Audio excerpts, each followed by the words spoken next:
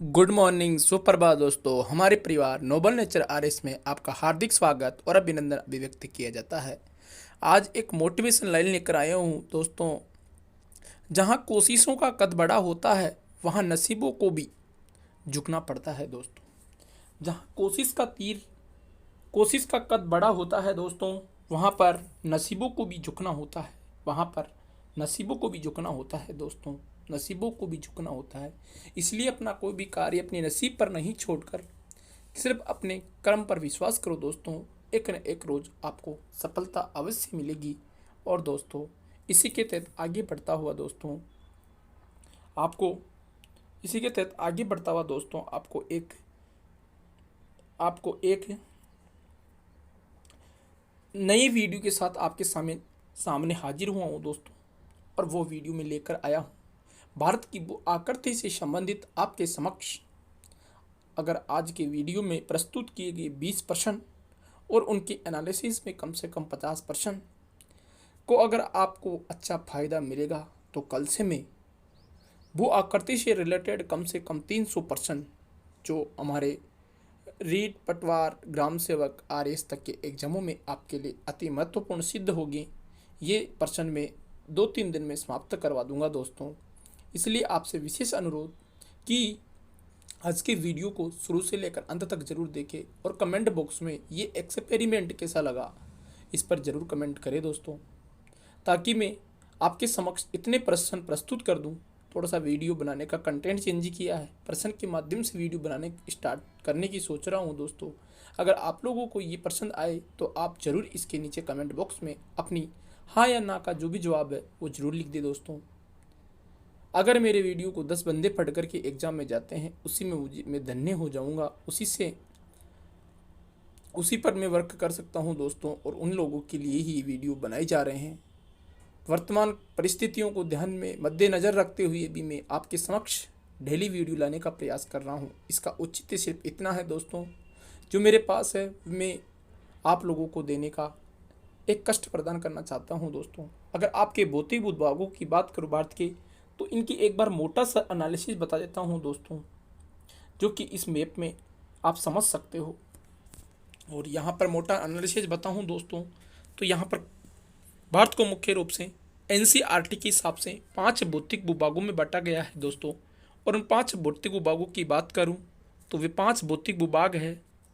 उत्तर का पर्वतीय प्रदेश दोस्तों।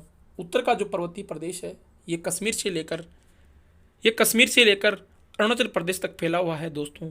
इसका पूर्वी छोर की बात करूं तो पूर्वी छोर है इसका दोस्तों। इसका पूर्वी छोर आपको पता होगा, पूर्वी छोर इसका नामचा बरवा सिंथेसिस बैंड है। और इसका जो पश्चिमी छोर है दोस्तों वो पश्चिमी छोर है। पूर्वी छोर तो इसका नामचा बरवा, पूर्वी छोर इसका नामचा बरवा है। नामचा बरवा यहाँ लगभग यहाँ पड़ेगा दोस्तों, नामचा बरवा पड़ेगा यहाँ पर। और जो नामचा बरवा है दोस्तों, जो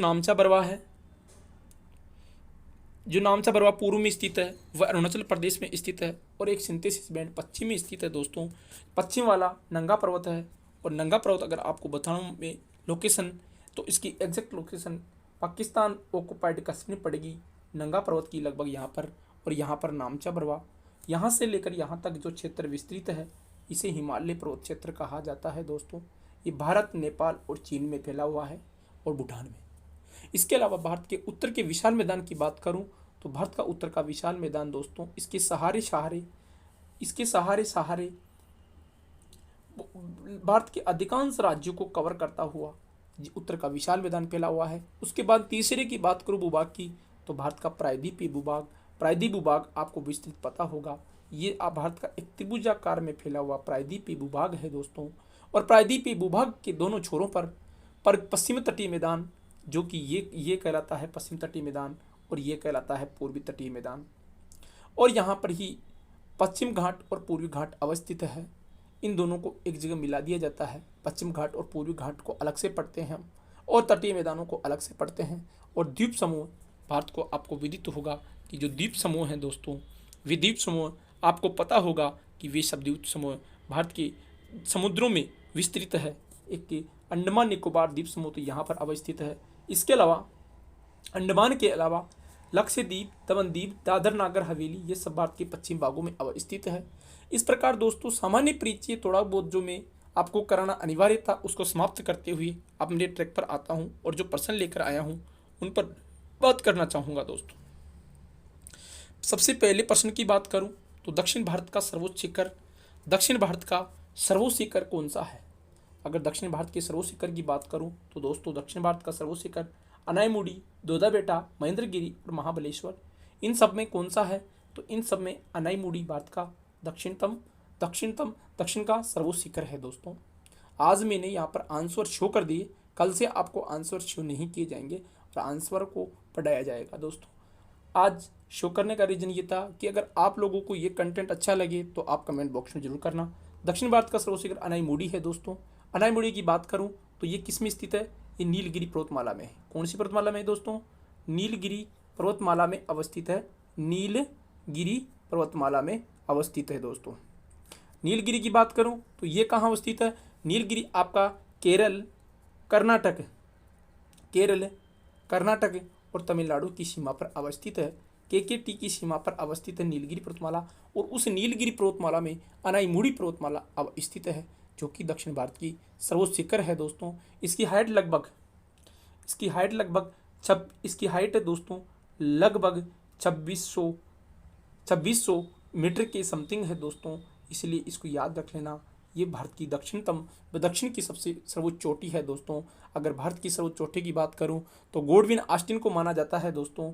भारत की सर्वोच्च चोटी की बात करूं तो गॉडविन ऑस्टिन को माना जाता है। और अगर भारतीय भूभाग में पूर्णतः अवस्थित चोटी की बात करूं तो वह है दोस्तों नंदा देवी, इसको केटू भी कहा जाता है। और भारतीय भूभाग में ये स्थित है दोस्तों पीओके में। कहाँ अवस्थित है? ये पीओके में अवस्थित है दोस्तों। जबकि अगर भारत के भूभाग की बात करूं तो भारतीय भूभाग में सबसे ऊंची चोटी है नंदा देवी। कौन सी है दोस्तों? नंदा देवी भारत के भूभाग में स्थित सबसे ऊंची पर्वत चोटी है। इस प्रकार दोस्तों, और नंदा देवी जो पर्वत चोटी है ये भारत की सिक्किम राज्य में अवस्थित है दोस्तों और भारत की सर्वोच्च चोटी है ये। इसके प्रकार यहाँ पर 2-3 प्रश्न समाप्त करने के बाद दोस्तों मैं आगे बढ़ता हूँ और आगे बढ़ूँ तो अनाई शिखर पूर्वी केरल राज्य में स्थित है और ये शिखर पश्चिम घाट दक्षिण पश्चिम भारत में अवस्थित है। ठीक है, उसके बाद में आगे बढ़ूँ दोस्तों तो आगे दूसरा प्रश्न लेकर आया हूँ और दूसरा प्रश्न है लक्षद्वीप समूह में द्वीपों की संख्या कितनी है? लक्षद्वीप समूह में द्वीपों की संख्या कितनी है? अगर मैं इनकी बात करूं दोस्तों तो इनकी संख्या लगभग 36 है। लक्षद्वीप की राजधानी की बात करूं तो इसकी राजधानी कवरत्ती है दोस्तों। कवरत्ती है, इसकी राजधानी क्या है? कवरत्ती है दोस्तों। और लक्षद्वीप में लगभग 36 द्वीप है। और लक्षद्वीप, अगर आपसे बात बताऊं आपको मैं, तो लक्षद्वीप पर पुर्तगाल का अधिकार हुआ करता था कभी। किसका? पुर्तगाल का। लक्षद्वीप और दमनद्वीप दोनों ही पुर्तगीज के अधीन थे दोस्तों। पुर्तगीज के अधीन होने के कारण लक्षद्वीप भारत की आज़ादी के बाद वर्ष 1954 तक पुर्तगालियों के पास रहा। 1954 में इसको पुर्तगालियों से स्वतंत्र कराया गया लक्षद्वीप को दोस्तों। और लक्षद्वीप भारत का एक क्या है? भारत का एक द्वीप समूह है जिसको भारत का केंद्र शासित प्रदेश बनाया गया है दोस्तों। इस प्रकार लक्षद्वीप से संबंधित महत्वपूर्ण प्रश्न मैंने आपको बता दिए हैं दोस्तों। और आगे बढ़ता हूं अब तीसरे प्रश्न की ओर। तो तीसरा प्रश्न है दोस्तों भारत के पूर्वी भाग में म्यांमार की सीमा का निर्धारण करने वाली पर्वत का संयुक्त नाम क्या है? भारत के पूर्वी भाग में म्यांमार की सीमा का निर्धारण करने वाले पर्वतों का संयुक्त नाम क्या है? इसका संयुक्त नाम दोस्तों यहाँ पर दिख रहा होगा आपको, पूर्वांचल है। ठीक है दोस्तों, पूर्वांचल की पहाड़ियाँ हम हिमालय पर्वत के साथ साथ इनको पढ़ते हैं दोस्तों। और इनमें प्रमुख चोटियों के नाम बताऊँ तो गारो है, इसके अलावा कांसी है, गारो है, खांसी है और जयंतिया है दोस्तों। लेकिन गारो कांसी जो जयंतिया है ये शिलोंग के पठार की पार्ट है दोस्तों। शोरी, इनको मैंने पूर्वांचल की पहाड़ियों में पढ़ाया है, ये पूर्वांचल की पहाड़ियों में नहीं आती। गारो कांसी और जो जयंतिया जो हिमालय में अवस्थित है। कहाँ अवस्थित है दोस्तों? ये हिमालय में अवस्थित है। और ये किसका पार्ट है? ये हमारे प्रायद्वीपीय पठार का पार्ट है। प्रायद्वीपीय पठार का एक पूर्वांचल में अवस्थित एक पठार है, उस पठार का नाम है शिलोंग का पठार। और उस शिलोंग के पठार पर स्थित है गारो कांसी जयंतिया पहाड़ियाँ। और ये हमेशा याद रखना दोस्तों, एक कन्फ्यूजन क्रिएट करती है एग्जाम में। ये पूर्वांचल का हिस्सा नहीं है दोस्तों। पूर्वांचल का हिस्सा नहीं है। इनको याद रख लेना, यह आपके एग्जाम में कहीं न कहीं आपके टकराएगी और आपको तब पता चलेगा कि गारो-खासी जयंतियाँ क्या भारत के हिमालय पर्वत का अंश मानी जाती है। तो इसका जवाब होगा दोस्तों नहीं मानी जाती। जबकि आगे बताऊं तो म्यांमार में एक पर्वतमाला है अराकाम योमा। म्यांमार में एक पर्वतमाला है, भारत और म्यांमार की सीमा पर अराकान योमा। कौन सी है दोस्तों? Arakan Yoma. ये जो अराकान योमा पर्वतमाला है, ये अराकान योमा पर्वतमाला भारत के पूर्वांचल की पहाड़ियों का ही एक हिस्सा मानी जाती है दोस्तों, और अराकान योमा का ही विस्तृत भाग, इस अराकान योमा का ही विस्तृत भाग हमारा जो अंडमान निकोबार द्वीप समूह है वो इसी अराकान योमा पर अवस्थित है दोस्तों। याद रखना, अराकान योमा पर ही अवस्थित है हमारा अंडमान निकोबार द्वीप समूह, जो कि म्यांमार से होती हुई बंगाल की खाड़ी तक विस्तृत है अराकान पर्वतमाला, और ये हिमालय का ही पार्ट मानी जाती है। इसके बाद में बात करूँ दोस्तों, आगे नेक्स्ट स्लाइड पर पहुँचूँ, नेक्स्ट पर्सन में पहुँचूँ, तो नेक्स्ट पर्सन में आएगा दोस्तों आपका गोवा के दक्षिण में स्थित पश्चिम तटीय पट्टी को क्या कहते हैं? गोवा के दक्षिण में स्थित पश्चिम तटीय पट्टी को किस नाम से जाना जाता है? तो इसका नाम है कन्नड़ तट। दोस्तों ये 5 तट है। पहला है कन्नड़ तट, कोंकण तट और कोरोमंडल तट। सभी ऑप्शनों पे बात करूंगा दोस्तों। कन्नड़ तट, कोंकण तट और कोरोमंडल तट। कन्नड़ तट है आपके गोवा से लेकर के और कर्नाटक तक। कहाँ तक है? गोवा से कर्नाटक तक, ठीक है, कन्नड़ तट। उसके बाद में कोंकण तट की बात करूं तो कोंकण तट है आपका गुजरात के सौराष्ट्र से लेकर के गुजरात से लेकर महाराष्ट्र तक, गुजरात से लेकर गोवा तक। जी गुजरात से गोवा तक है दोस्तों। और गोवा से लेकर के आपका कोंकण तट होगा गुजरात के सौराष्ट्र से लेकर गोवा तक, ठीक है, गुजरात से लेकर के गोवा तक। ये हो गया आपका कोंकण तट। कोंकण तट के बाद में कन्नड़ तट की बात करूं तो कन्नड़ तट होगा गोवा के मारम गोवा बंदरगाह से लेकर कर्नाटका के मंगलुरु बंदरगाह तक है दोस्तों। कर्नाटका के मंगलुरु बंदरगाह तक फैला हुआ है। मारम गोवा जो बंदरगाह है गोवा में स्थित है, वहां से लेकर कर्नाटका के मंगलुरु जो बंदरगाह वहां तक अवस्थित है कन्नड़ तट। और उसके बाद में ये है पश्चिम तटीय मैदान।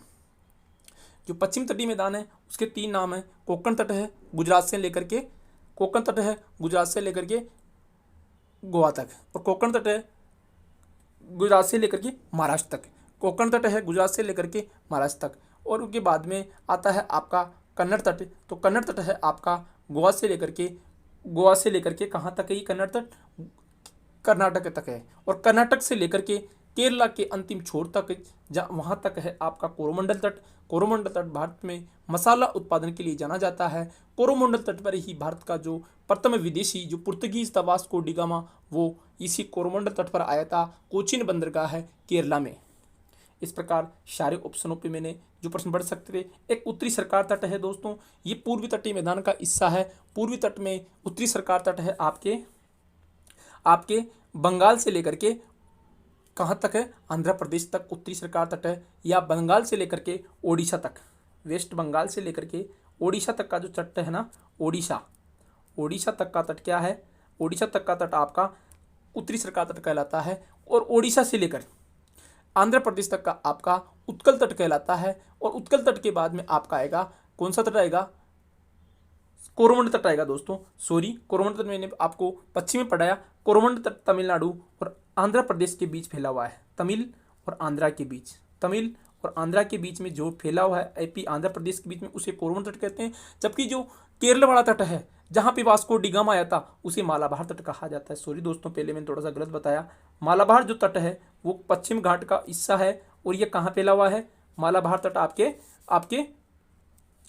आपके केरल में फैला हुआ है। और उस मालाबार तट पर ही वो जो विदेशी यात्री था जो पहला भारत पर अधिकार करने के लिए आया था, वास्को डी गामा, पुर्तगाल का मालाबार तट पर आया था। मालाबार तट इसको इसलिए कहा जाता है क्योंकि ये मसाले उत्पादन के लिए सर्वोच्च है। कोरोमंडल तट दोस्तों मैंने पहले आपको थोड़ा सा गलत पढ़ा है, उसके लिए माफी चाहता हूँ। कोरोमंडल तट है तमिलनाडु और आंध्र प्रदेश के बीच में फैला हुआ तट।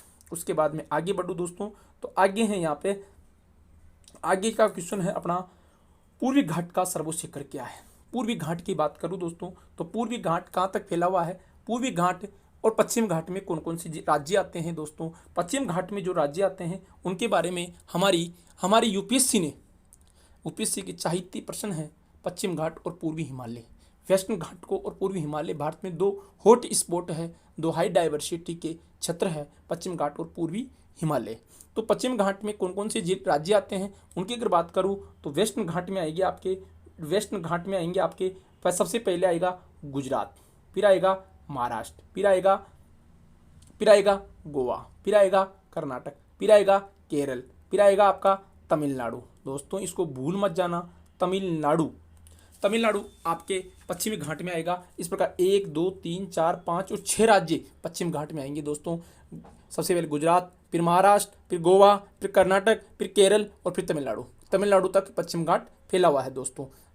जो नीलगिरी पर्वतमाला है वो पश्चिम घाट और पूर्वी घाट को अलग करती है, इसीलिए नीलगिरी पर्वतमाला केरल, कर्नाटक, तमिलनाडु में फैली हुई है, इसलिए 6 राज्य पश्चिम घाट में आते हैं दोस्तों। और पश्चिम घाट की सर्वोच्च चोटी और दक्षिण भारत सर्वोच्च चोटी अनाईमुड़ी है दोस्तों। जबकि यहाँ प्रश्न पूछ रहा है पूर्वी घाट की सर्वोच्च शिखर कौन सा है, तो पूर्वी घाट में कौन कौन से, ईस्टर्न घाट में कौन कौन से आते हैं। तो अगर ईस्टर्न घाट की बात करूँ मैं तो ईस्टर्न घाट कहाँ से स्टार्ट होता है, आपके वेस्ट बंगाल से होता है, वेस्ट बंगाल, फिर ओडिशा, उसके बाद में आंध्र प्रदेश और उसके बाद में तमिलनाडु। 4 राज्य आते हैं पूर्वी घाट में, ठीक है। इन 4 राज्यों में फैला हुआ है पूर्वी घाट। और पूर्वी घाट की सर्वोच्च चोटी की बात करूं दोस्तों तो पूर्वी घाट की सर्वोच्च चोटी है महेंद्रगिरी। कौन चोटी पूर्वी घाट की सर्वोच्च चोटी, महेंद्रगिरी है दोस्तों। आपको इसके अलावा बात करूं यहाँ पर कुछ और ऑप्शन है। महेंद्रगिरी आपके ओडिशा में स्थित है, महेंद्रगिरी पर्वतमाला याद कर लेना, ओडिशा राज्य में स्थित है दोस्तों। ओडिशा की राजधानी भुवनेश्वर, और भुवनेश्वर जो राजधानी है, जो भुवनेश्वर शहर है ओडिशा का, ये भुवनेश्वर शहर भारत का भुवनेश्वर भारत का पहला क्या आता है, भुवनेश्वर भारत की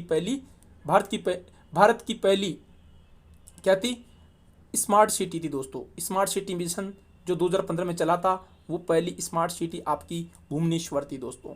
उसके बाद में आगे बढ़ूं तो अनाईमुड़ी, ये दक्षिण भारत सर्वोच्च शिखर है, 2600 मीटर ऊंची पर्वत चोटी है और ये केरल में अवस्थित है, ठीक है। इसके अलावा यहाँ पर एक ऑप्शन है कंचनजंगा आपकी यूके में पड़ेगी दोस्तों। कहाँ पड़ेगी, यूके में पड़ेगी कंचनजंगा पर्वतमाला भारत की भूभाग में स्थित दूसरी सर्वोच्च पर्वत चोटी है कंचनजंगा, ठीक है दोस्तों। उसके बाद में खासी पर्वतमाला की बात करूं तो गारो खासी जयंती आपकी मेघालय राज्य में पड़ेगी, ठीक है, मेघालय राज्य में पड़ेगी। उसके बाद की बात करूं दोस्तों तो उसके बाद में आपको आएगा नेक्स्ट क्वेश्चन, हिमाद्री कहा जाता है। हिमाद्री किसको कहा जाता है दोस्तों, हिम प्लस हिमाद्री का अगर हम संधि विच्छेद करें तो हिमाद्री का संधि विच्छेद होगा दोस्तों हिम प्लस आद्री। हिमाद्री में कौन सी संधि है, हिम प्लस आद्री दोस्तों। हिमाद्री में संधि विच्छेद है आपका हिम प्लस आद्री, और यहाँ पर संधि हो जाएगी आपकी दीर्घ स्वर संधि। और हिमाद्री का मतलब होता है ऐसा क्षेत्र जो हमेशा हिम से ढका होता है, उसे हिमाद्री कहा जाता है। और हिमालय के उत्तरी भारत में हिमालय के उत्तरी भागों को कहा जाता है हिमाद्री, जहाँ पर हमेशा हिम से ढके हुए क्षेत्र होते हैं, जिसे हम ट्रांस हिमालय के नाम से भी जानते हैं दोस्तों। ट्रांस हिमालय का विस्तार सिर्फ कश्मीर राज्य में अवस्थित है, नेपाल और भूटान में अवस्थित है थोड़ा बहुत। इसके बाद में आगे बढ़ूँ तो इसके बाद में नेक्स्ट बढ़ूँ तो दोस्तों नेक्स्ट है भारत की सबसे पुरानी पर्वत श्रृंखला कौन सी है। भारत की सबसे पुरानी पर्वत श्रृंखला की बात करूं तो यह है अरावली दोस्तों। कौन सी है, अरावली की बात करूं तो अरावली एक अवशिष्ट पर्वतमाला है, भारत में एक जीर्ण शीर्ण पर्वतमाला है, जिसका निर्माण सबसे प्राचीन काल में हुआ था। लगभग परिकेम्ब्रियन महाकल्प में इसका निर्माण हो गया था, जिस समय अमेरिका की अपलेशियन पर्वतमाला बन रही थी। उस वक्त आपको पता होगा तैतीस सागर की भूआकृति भी निर्मित नहीं हुई थी। उससे पहले ही हमारा जो अरावली है इसका विस्तार हो चुका था। इसकी लंबाई आपको मैंने पहले पढ़ा दिया, लगभग 392 किलोमीटर कंप्लीट लंबाई है। जबकि राजस्थान की बात करूं तो ये गुजरात के खेड़ब्रह्मा से दिल्ली की रायसीना पर्वत तक फैली हुई है। इसकी राजस्थान में लंबाई की बात करूं तो 550 मीटर है। इसके अलावा आपको बात करूं सेकंड पर्वतमाला हिमालय दिया हुआ है ऑप्शन में, तो हिमालय की बात करूं तो ये सबसे नवीन वलित पर्वतमाला है दोस्तों। प्रश्न पूछा जा सकता है पुरानी और नवीन वलित पर्वतमाला कौन सी है, तो नवीन वलित पर्वतमाला आपकी हिमालय है दोस्तों। कौन सी है? हिमालय नवीन वलित पर्वतमाला है। उसके बाद में आगे बढ़ूं तो सतपुड़ा भारत का एक ब्लॉक पर्वत है। सतपुड़ा एमपी राज्य में अवस्थित है। सतपुड़ा कहाँ स्थित दोस्तों? एमपी में अवस्थित है। उसके बाद में बात करूं पश्चिम घाट की, तो पश्चिम घाट आपको पता ही होगा छह राज्यों में फैला हुआ है। गुजरात, महाराष्ट्र, गोवा, कर्नाटक, केरल और तमिलनाडु। ये यूपीएससी 2019 के पेपर में पूछा गया प्रश्न है दोस्तों। उसके बाद में आगे बढ़ूं तो आगे यहाँ पर है आपका प्रायद्वीपीय पठार की आकृति कैसी है दोस्तों। पहले बात तो कर चुका हूं मैं प्रायद्वीपीय पठार के बारे में, लेकिन अभी और करूं तो त्रिभुजाकार इसकी आकृति है दोस्तों। भारत का जो दक्षिण है, दक्षिणी भारत कुछ ऐसा बना हुआ है दोस्तों। अगर आपको नक्शा पता है तो भारत का, तो दक्षिण भारत ऐसा है। ये भारत का मैप है दोस्तों। तो भारत का मैप इस तरीके से बना हुआ है कुछ। तो ये जो दक्षिण का प्रायद्वीपीय पठार है, ये वाला हिस्सा को दक्षिण का प्रायद्वीपीय पठार कहा जाता है दोस्तों, जो कि गुजरात से लेकर के मेघालय तक फैला हुआ है। इसको कहा जाता है भारत का प्रायद्वीपीय पठार। और इसकी आकृति आपको दिखाई दे रही त्रिभुजाकार है दोस्तों। इसकी आकृति कैसी है? त्रिभुजाकार। भारत में खनिज संपदा की दृष्टि से महत्वपूर्ण भूभाग है प्रायद्वीपीय पठार। और इसकी उत्पत्ति कैसे हुई? ऐसा माना जाता है कि जब इंडियन प्लेट और यूरेशिया प्लेट आपस में टकरा ही रही थी, उस वक्त इसका निर्माण हुआ था। तो इस प्रकार ये जो भारत का प्रायद्वीपीय पठार है, ये त्रिभुजाकार आकृति में बना हुआ है। ओके, आगे बढ़ता हूं दोस्तों। तो आगे बढ़ने पर आपको बताना चाहूँगा भारत की प्रमुख पर्वत श्रृंखलाएं। अगर भारत की प्रमुख पर्वत श्रृंखलाओं की बात करूं तो भारत की प्रमुख पर्वत श्रृंखलाएं उपरोक्त सभी है। सबसे पहले बात करूंगा मैं हिमालय पर्वत, जो कि नवीन वलित पर्वत है। अरावली, जो कि अवशिष्ट है, सबसे प्राचीन पर्वतमाला है। और विंध्यन एंड सतपुड़ा पर्वत, जो कि भारत के दो ब्लॉक पर्वत है, जो कि भारत के भूभाग के मध्य में अवस्थित है। और विंध्यन और सतपुड़ा दोनों कहाँ पर अवस्थित है? एमपी राज्य में अवस्थित है। ठीक है। उसके बाद में नेक्स्ट क्वेश्चन बढ़ता हूं दोस्तों। और नेक्स्ट क्वेश्चन है नेक्स्ट क्वेश्चन है सह्याद्री की अन्य किस नाम से जाना जाता है दोस्तों? सह्याद्री आपको पता होगा। सह्याद्री कहाँ अवस्थित है? पश्चिम घाट में अवस्थित है। और इसका दूसरा नाम पश्चिम घाट है दोस्तों।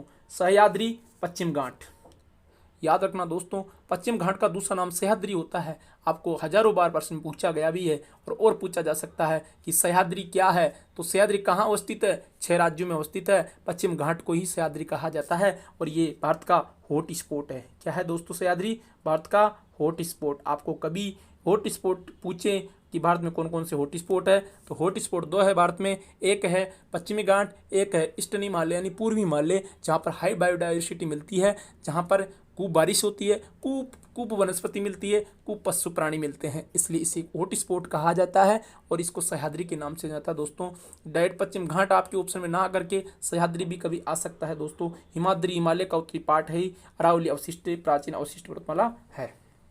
उसके बाद में आगे बढ़ूँ दोस्तों, तो आगे है आपका नेक्स्ट क्वेश्चन की बात करूं तो नेक्स्ट क्वेश्चन है दोस्तों जम्मू श्रीनगर राजमार्ग पर जवाहर सुरंग अवस्थित है दोस्तों। जम्मू श्रीनगर मार्ग पर जवाहर सुरंग अवस्थित है। पिरपंजाल श्रेणी में, काराकोरम श्रेणी में, जास्कर श्रेणी में, तो ये स्थित दोस्तों पिरपंजाल श्रेणी में। दोस्तों ट्रांस हिमालय की पर्वत चोटियों का क्रम याद कर लो। काराकोरम, लद्दाख और जास्कर। काराकोरम, लद्दाख और जास्कर, ये कोड है दोस्तों जो ट्रांस हिमालय में अवस्थित पर्वतमालाएं हैं दोस्तों। आजकल ट्रांस हिमालय को अलग से नहीं पढ़ा जाता, इसको वृहद हिमालय में पढ़ा जाने लग गया है दोस्तों। इसलिए इनके बारे में याद रख लेना, काराकोरम, लद्दाख और जास्कर। काराकोरम, लद्दाख और जास्कर।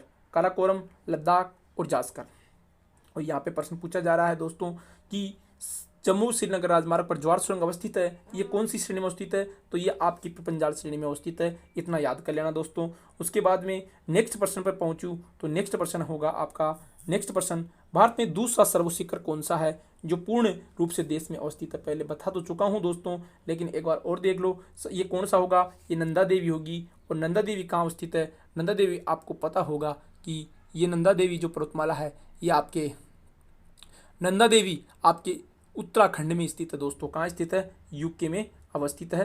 और कंचनजंगा आपके सिक्किम में अवस्थित है। कंचनजंगा कहाँ है? सिक्किम में अवस्थित है दोस्तों। ठीक है। उसके बाद में आगे बढ़ूँ तो आगे दोस्तों आगे बढ़ूँ तो आगे लिखा हुआ है यहाँ पर भारत के दक्कन का पठार किस प्रकार की ज्वालामुखी उद्गार से निर्मित पठार है? भारत में जो दक्कन का पठार है दोस्तों, भारत का दक्कन का पठार किस प्रकार की ज्वालामुखी उद्गार से निर्मित पठार है? बताओ आप। तो इसका उत्तर होगा दोस्तों दरारी उद्गार से। दरारी उद्गार से। दरारी उद्गार वह उद्गार होता है जिसमें ज्वालामुखी, जिसमें क्या होता है, पृथ्वी के आंतरिक भाग में जो पृथ्वी की आंतरिक संरचना है, पृथ्वी की जो आंतरिक संरचना में अवस्थित, पृथ्वी की आंतरिक संरचना में अवस्थित लावा जब एक नली के माध्यम से पृथ्वी के ऊपरी भागों में आ जाता है। यहाँ पर उपस्थित जो लावा है, कहाँ अवस्थित है?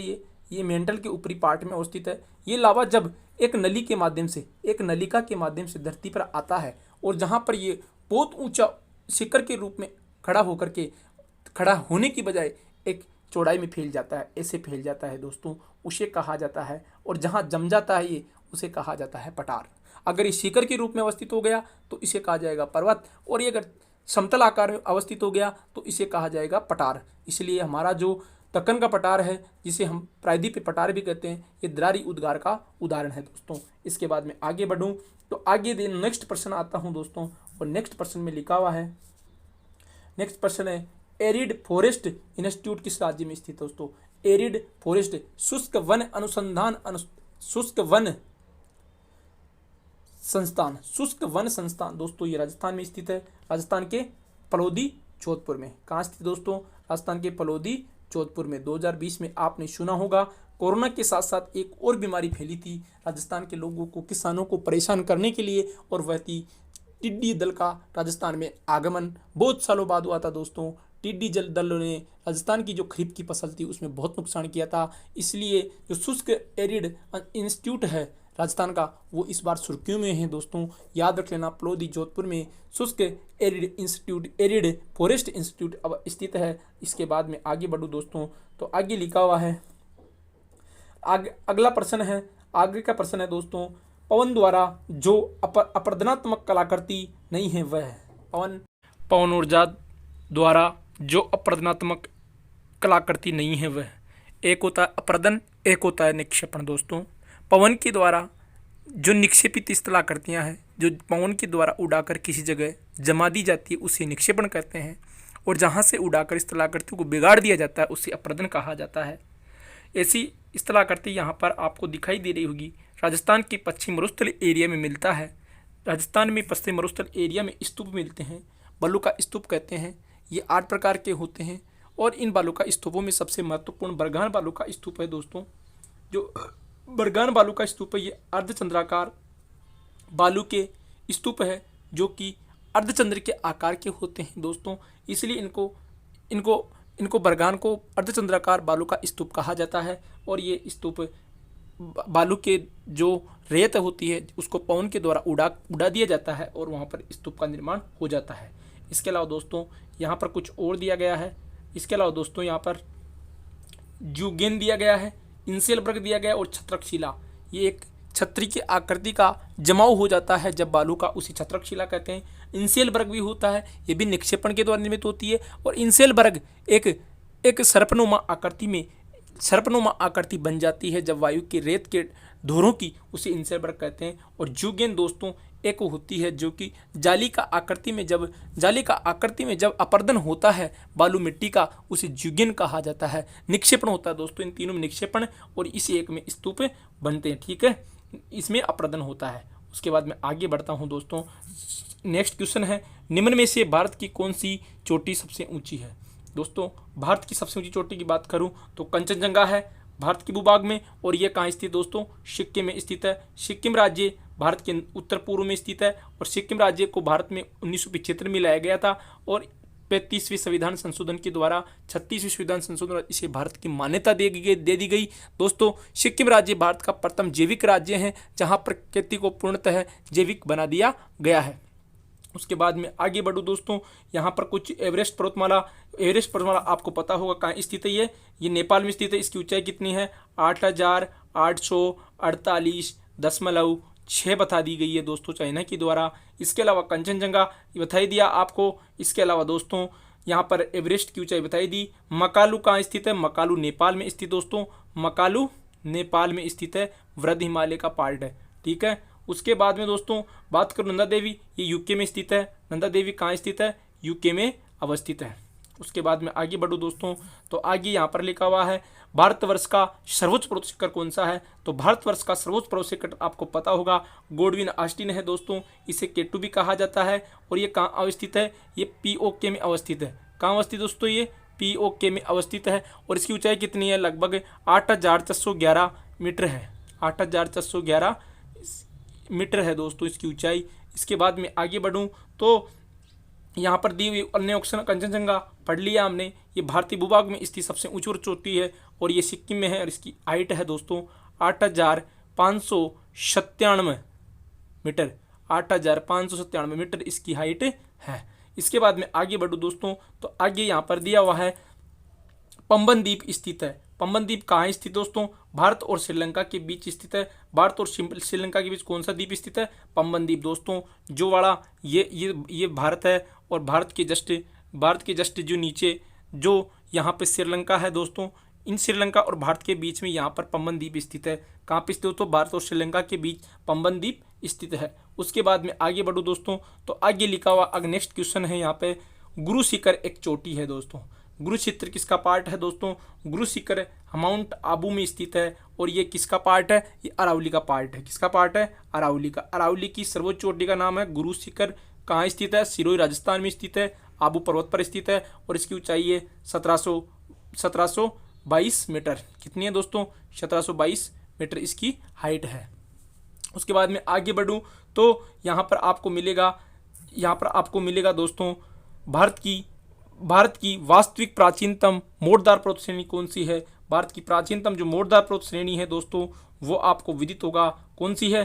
प्राचीन मोड़दार पर्वत श्रेणी के लिए भारत में एकमात्र है सतपुड़ा। मोड़दार पर्वत श्रेणी के लिए कौन सी है?